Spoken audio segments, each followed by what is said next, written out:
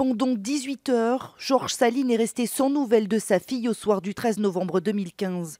Une éternité avant d'apprendre qu'elle était tombée sous les balles des terroristes au Bataclan.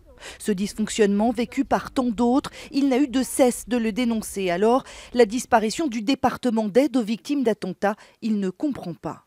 Juliette Méadel avait mis en place un secrétariat général à l'aide aux victimes, donc une administration qui débutait, qui était un embryon d'administration spécifique. Donc il faut absolument maintenir cette structure, une structure de ce type, qui soit rattachée au Premier ministre. Il n'y a pas de secrétaire d'État, c'est à M.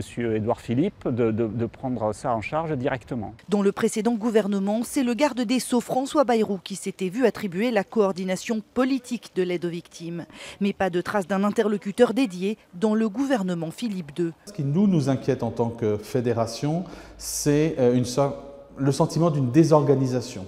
On se dit, voilà, on avait un système qui marchait plutôt bien, qui était utile, efficace, qui avait fait que finalement l'attentat de Nice avait été mieux traité que l'attentat du 13 novembre. Et donc là, on ne comprend pas.